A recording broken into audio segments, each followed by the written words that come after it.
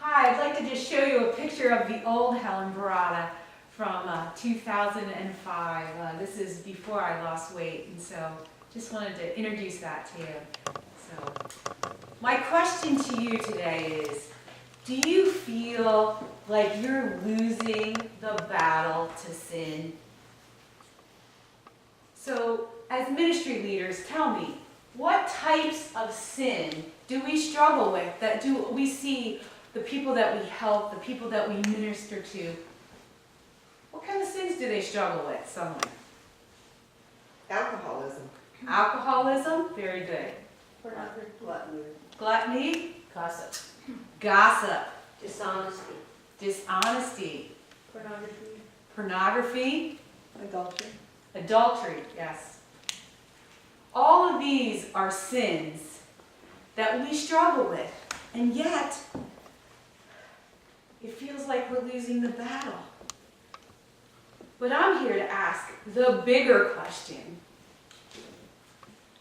Is obesity, being overweight, being fat, is that a sin for Christians?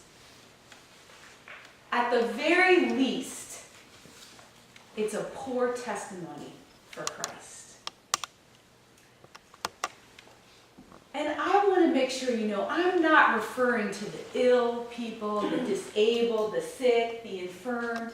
No, I'm talking about normal, everyday Christians who are unhealthy because we're not disciplined and we're not taking care of ourselves. Now, 1 Corinthians 6:19, it asks a very bold question. Do you not know that you are the temple of the Holy Spirit who is in you?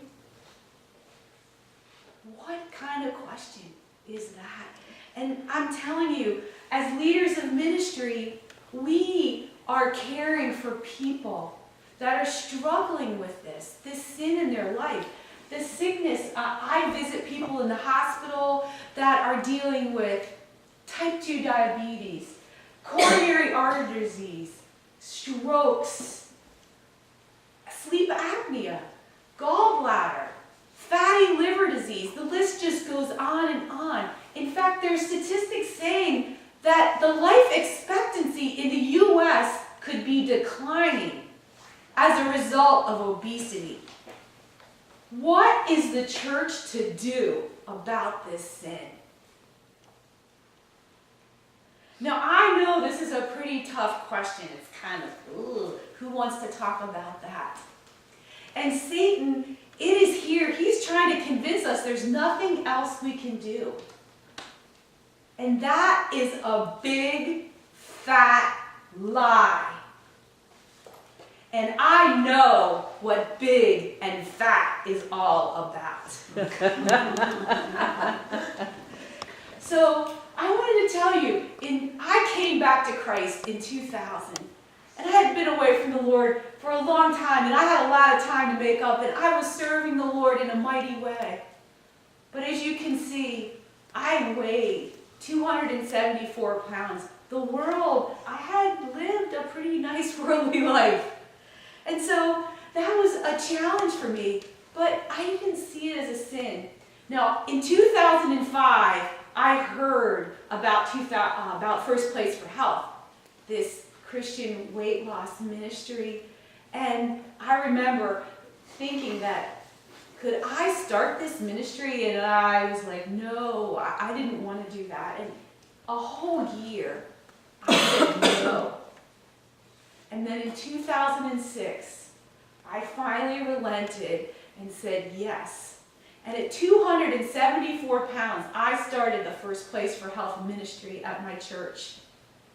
And I am thankful to say, I started to learn how to live a balanced life mentally, emotionally, spiritually, and most importantly, in my case, physically.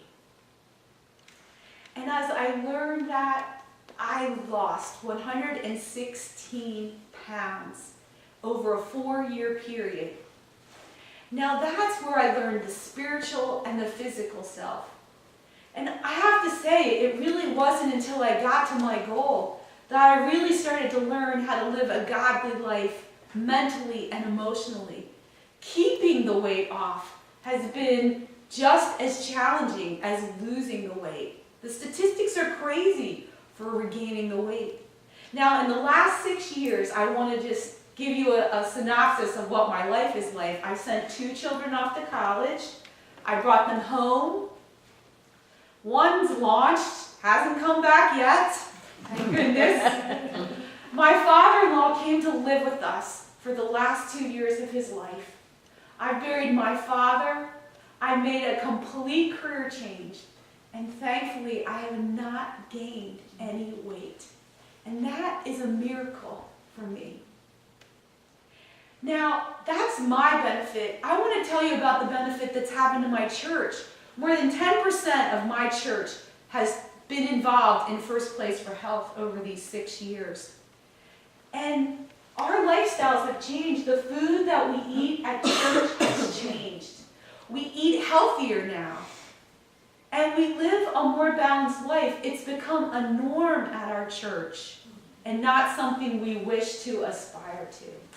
Balanced living is lifted up, and that is different than the world.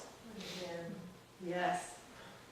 And so I want to ask you today, I am the regional leader for First Place, and what that means is I help people start First Place for Health groups at their church. I'm here to train your leaders, help you identify them. I'll come. I'll share my testimony with them. I'll encourage them by emails, phone calls, whatever it takes. I want to help you. So today I ask, will you start a First Place for Health ministry at your church? What do you have to lose?